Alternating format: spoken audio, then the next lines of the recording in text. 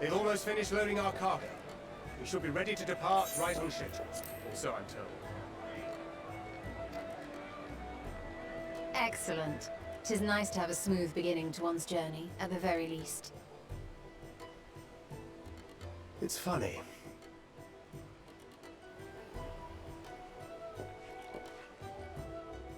Master Louis Soir came here on a ship very much like this one. And now, years later, the street urchin he befriended that day is bound for his mentor's homeland. With his mentor's grandchildren, no less. Aye. 'Tis upon reflection that every twist of time's river and fate's whims are brought into sharp relief. Thou hast matured much in the intervening years. Wert thou not caught attempting to relieve Master Louis Soir of his purse scant moments after he made landfall upon this dock?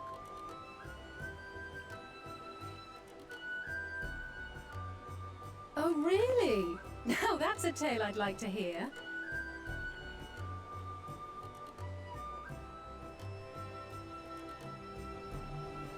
Will this be your first visit to Charlian, Sir Estinian?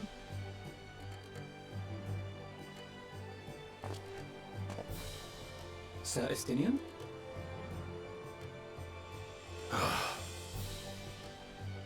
Are we strangers newly met? Why this stiff formality? I, merely meant it as a professional courtesy, since we are now colleagues in an official sense. I'd rather you dispense with the sirs, especially in private company.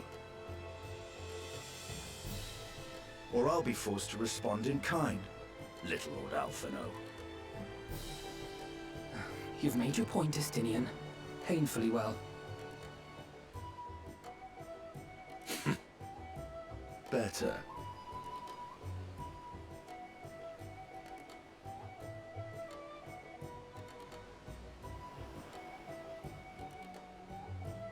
Are you all right, Tataru? You seem positively distraught. Distraught? Me? Don't be silly. I think it's lovely that they get to see their homeland. It's just... we're trying to thwart the schemes of an army hellbent on destroying the world. And, once again, I have to stay behind and worry that this is the last time I'll get to see my friends.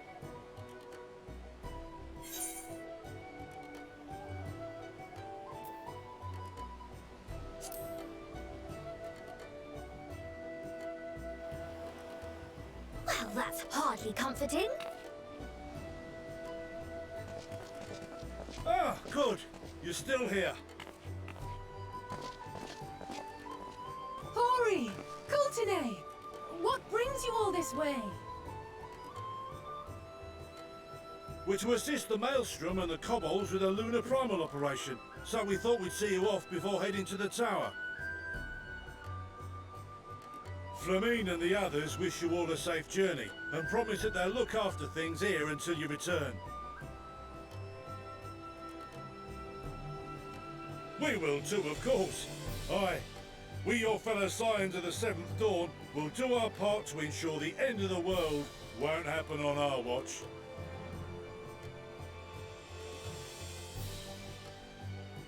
We set the sail! All aboard for Charlian!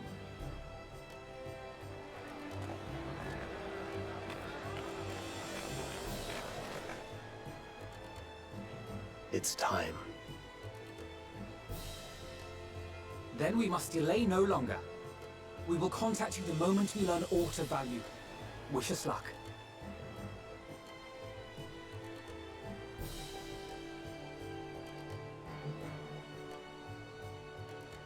Have a safe journey, and please, please, be careful.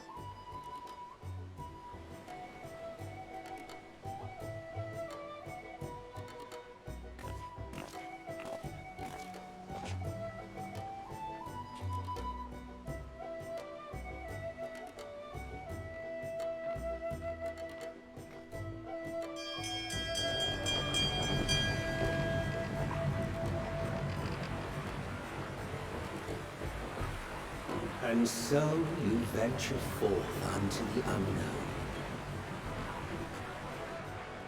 A fate beyond the horizon that cannot be divined. A future undefined and in flux.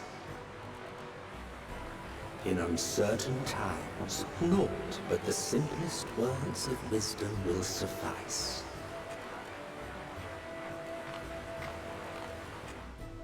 That which lives is destined to die. Love leads to loss. Every beginning has an end.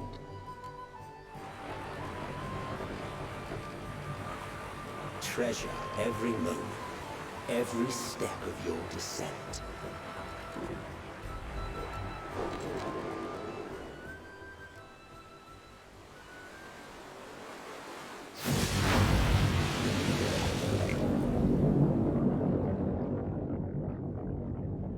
And there, in the depths where souls and stars rest, find your truth.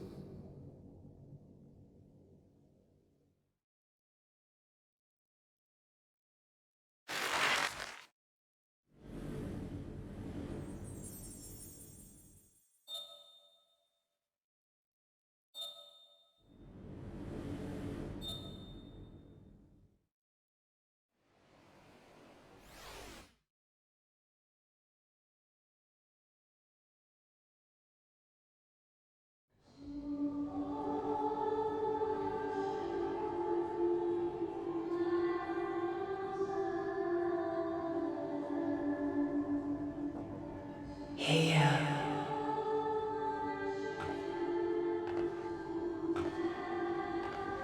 Feel.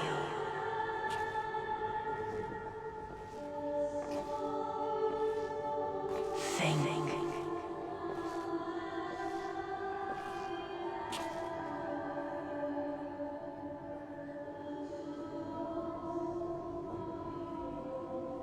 The day has barely dawned, my fellow earlier riser. Though we're hardly alone in that. Envious of those still sleeping soundly, no doubt.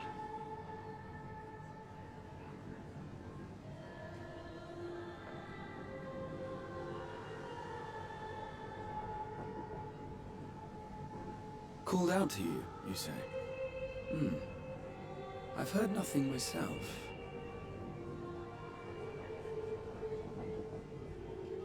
In any case, I dare say the sea air will do you good. Why not join the others on deck? Charlian should be coming into view at any moment.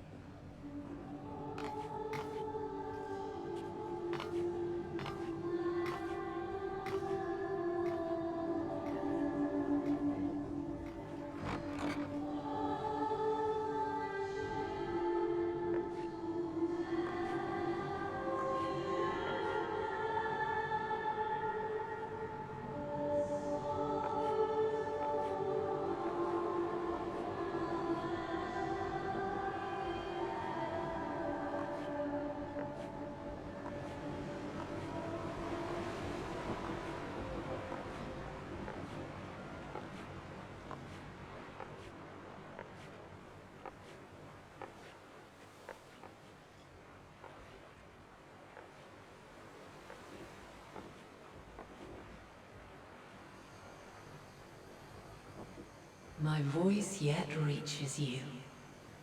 I am glad. Hear, feel, think. And thus do we meet face to face at last. My warrior of light, guided by the crystal.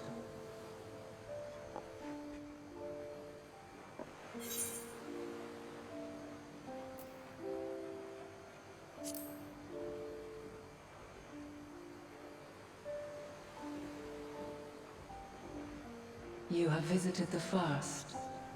You have every right to say that. You have gained an understanding of what I truly am, what Heidelin has always been, a primal.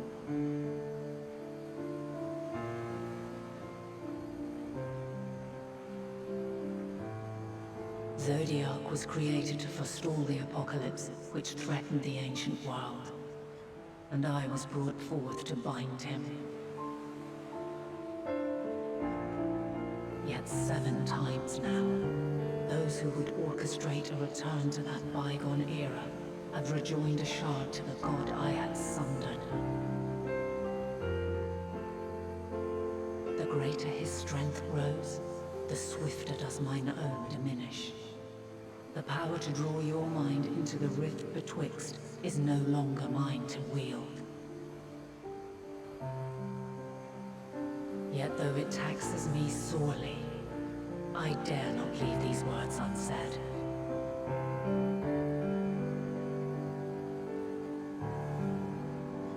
Even bereft of my guidance, you and your companions have accepted the burden of this star's troubled past. A conjunction has begun to form, an intertwining of your time and mine.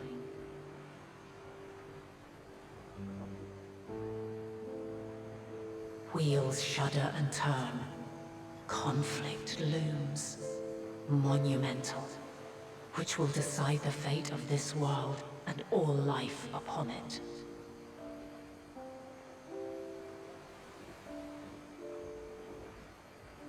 When you truly understand what is at stake, and your journey has prepared you to surmount the insurmountable, then shall I honor the promise made in another time, another age.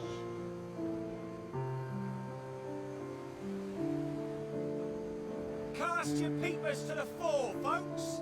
Shardians, just over yonder. I will not keep you further. Your traveler's heart must yearn to behold this unfamiliar land. We shall meet again, and soon.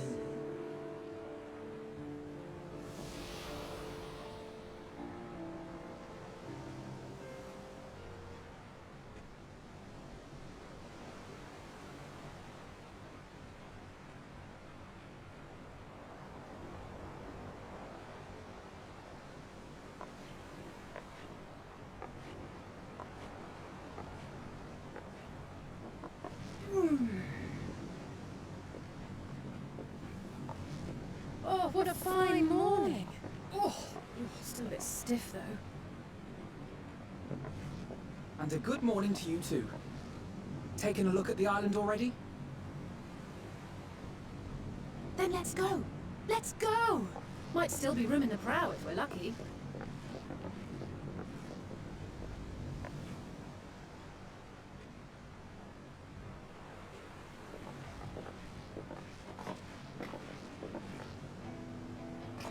Ah, the sleepers have arisen. There she is. Good old Shardian. Oh, I see it.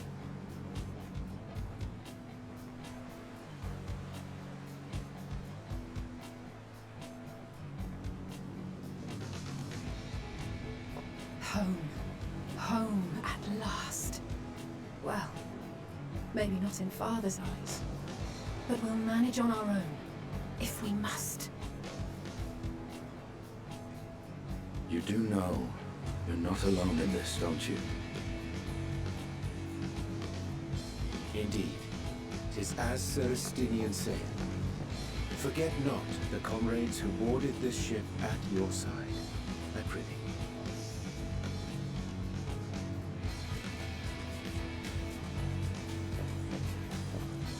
Thank you, my friends. We are ever grateful for your steadfast support. Upon arrival, we will be disembarking into the heart of Sharlian proper.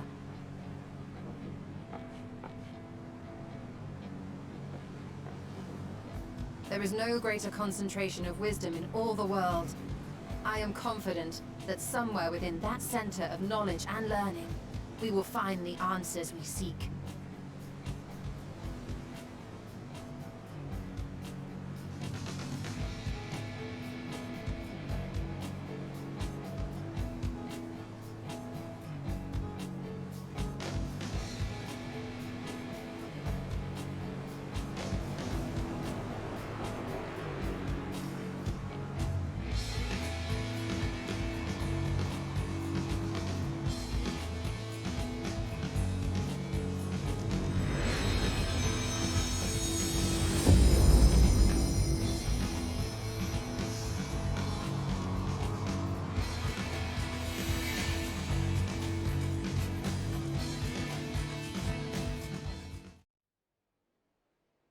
Sharlian, the solitary island nation of the northern seas. Where under the watchful gaze of Thaliak, patron deity of scholars, academics hoard all manner of knowledge and secrets. Once, they deigned to accept foreign students into a distant colony maintained in the Dravanian hinterlands. How swiftly they abandoned it once the first Garlean boot set hostile foot on Alamegan soil. So averse to the prosecution of war, these men of wisdom, your would-be allies.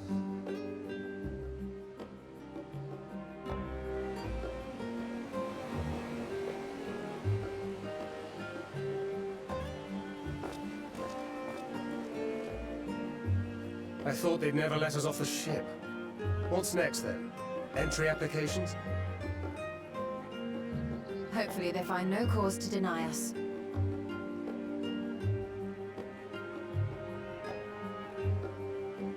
Hasn't Sharlian all but severed relations with foreign powers? Those of us without direct ties, myself included, may be refused outright. 'Tis true that, as a nation, Sharlian only forms trade agreements with a select few neutral countries. But from a practical standpoint, an island cannot afford to be overly strict with its borders. Especially not if that island's people are wholly devoted to the accumulation of knowledge. If one submits the proper paperwork, with satisfactory evidence of identity and intent, then foreigners may be granted entry. May.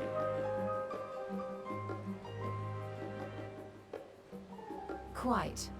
So let us be absolutely clear on these points before we proceed. The immigration officer will ask for your affiliation and your purpose of visit. Considering Sharlian's views on intervention, I strongly suggest we avoid any mention of the Scions. Crown has laid the groundwork for us to act as associates of the students of Baldessian, and our ostensible reason for being here is to aid in their order's restoration.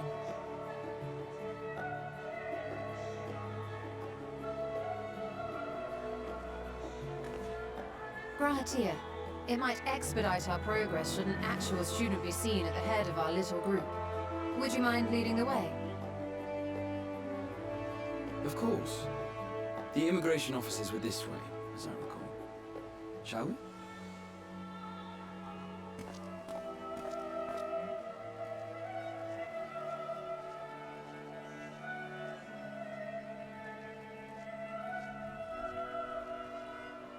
Greetings. We've just arrived and are eager to make our way into the city. Would you be so kind as to process our entry applications? Certainly. I see by your mark you are an Archon. I am. Grahat here of the Students of Baldessian at your service. I was assigned to an Eorzean survey team, but have returned to assist with the reformation of my order. My associates here will provide additional support.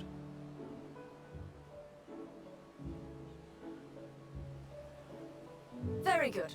I have paperwork detailing your group and its scheduled arrival for today. And it seems some few of your companions are also Archons. If you'll step forward, we can process those applications first.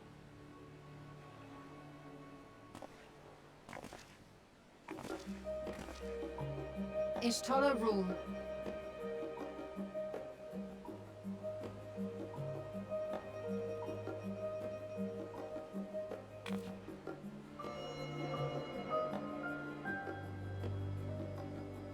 See how it glows?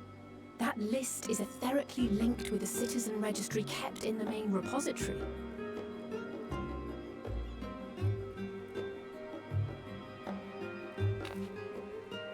I've confirmed your status as Archons and amended your travel records accordingly. Welcome home. Now, who do we have here?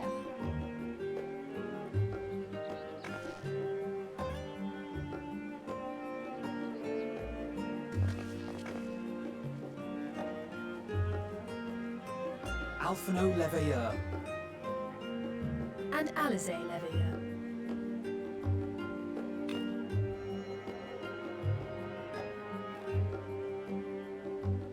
Your applications have also been approved. Having said that, the streets are abuzz with talk of how House Leveilleur's lord disowned his young progeny.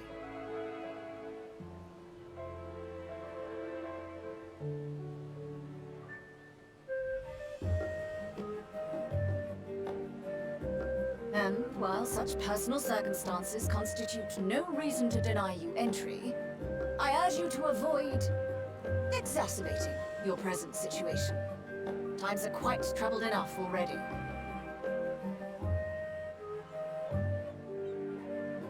We shall keep that in mind.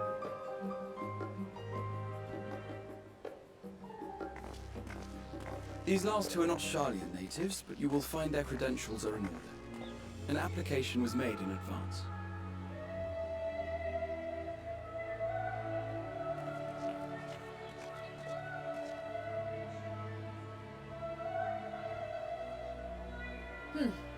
Name and occupation?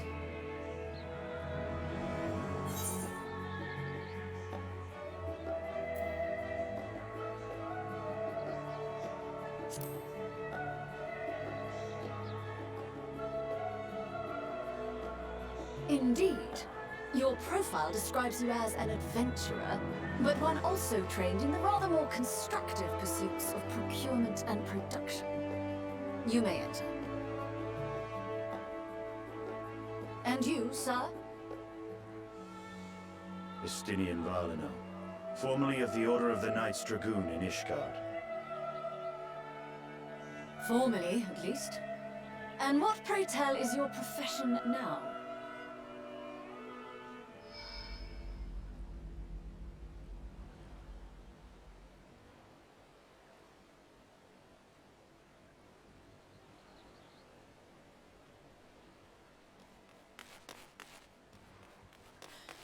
If you'll allow me...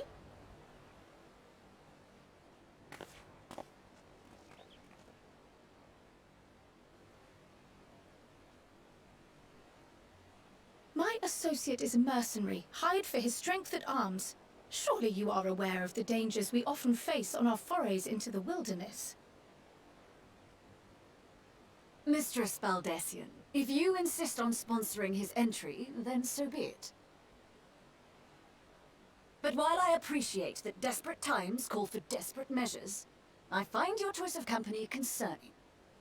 Be advised that even a single misstep may have severe repercussions for your organization. I have every confidence in my chosen company, dear and trusted comrades that they are. But I thank you for your concern.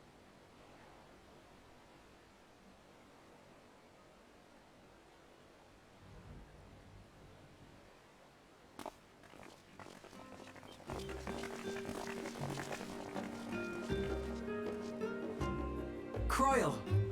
It is good to see you. Likewise. Long voyage notwithstanding, you will seem none the worse for wear. There is much to discuss, but this is hardly the place. Let's be on our way, shall we?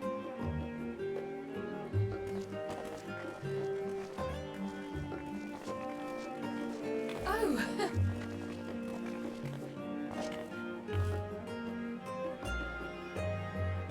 Welcome, friends, to Sharlayan. As your mercenary, I should hope my welcome includes a generous salary. Well, I had to say something, Sir Taciturn.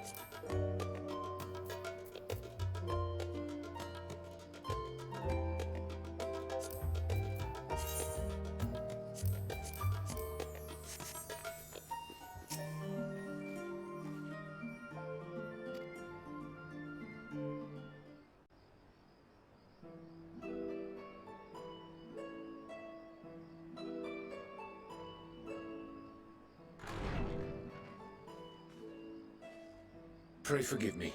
I was delayed.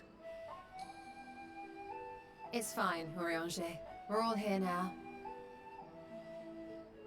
Let's get down to business then, shall we?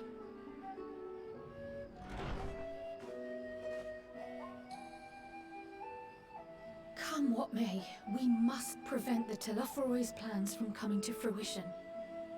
At present, I see two paths for gathering the information which may aid us in achieving that goal.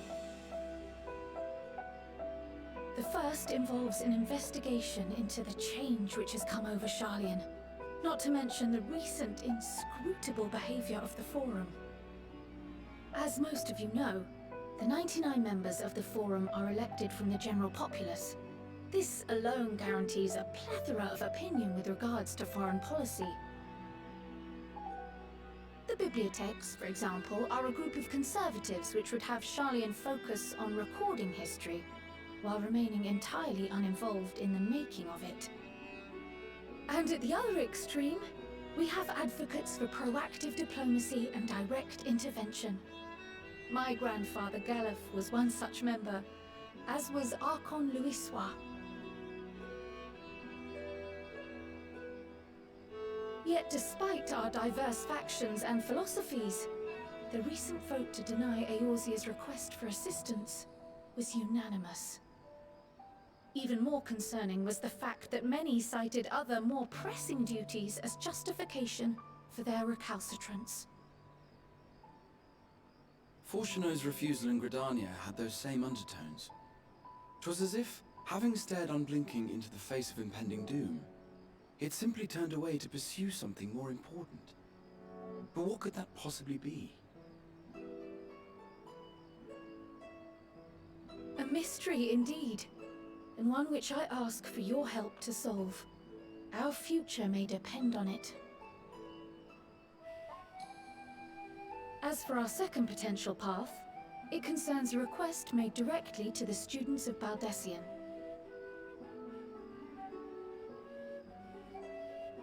Our organization was founded primarily to study strange and unexplained phenomena the world over. Mysterious relics and ruins, arcane disturbances, and so forth. Compared to our more isolationist Sharlayan colleagues, we have strong connections overseas, namely with scholars and academics who share our passion for the unknown.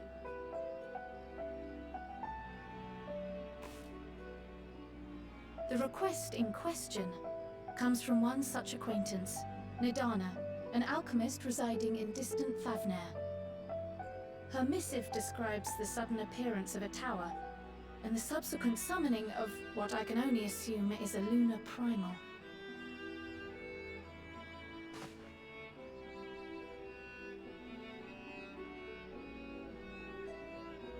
In response to this threat, the Satrap of Rads at Han, the individual who governs the city-state, has instructed the alchemists to find a means to deal with the spire. The artisans of that land are heirs to an ancient tradition, one rather unlike that of their Uldan counterparts. 'Tis possible, nay, probable, that they have gleaned truths unattainable by Eorzea or her Far Eastern allies. They do, in fact, appear to have a strategy in mind, though it will require further research. To that end, they have requested an introduction to a capable warrior shielded by the blessing of light. Assuming we divide our forces to pursue both of Kral's lines of inquiry, then having you join the group heading to Thavnair would seem the obvious choice. But the investigation in Sharlayan is of vital importance as well. Equal, I think, to the Thavnairian one, given that the fate of the world may hinge on the results of both. Yes, it is quite the quandary. Though it is a great imposition and an altogether too common one, our efforts would be more likely to succeed were you to lead the charge on both fronts.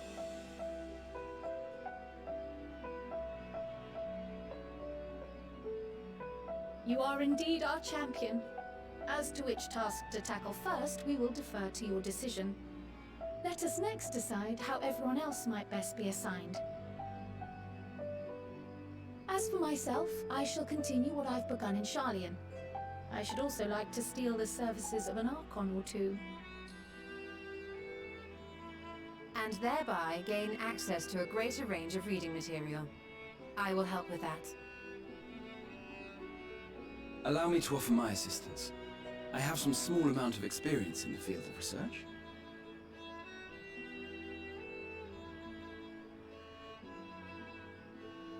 Alice and I would also like to help, if you would have us. Anything to understand even a fraction of what our father and the Forum might be thinking. Of course! The more the merrier. Right. The rest of us will make the journey to Thavner. Thoughts? Objections? I passed through Thavner on my way to infiltrate the Empire, and though I'm not qualified to give a guided tour, I did gain a sense of where things lie. I'll be happy to have you along then. So for this group, it will be you, me, and Urianger. Give me a moment afterwards, and I'll supply you with all the details of Nadana's request. Consider this hall our rendezvous point once our respective tasks are complete. May our investigations prove fruitful.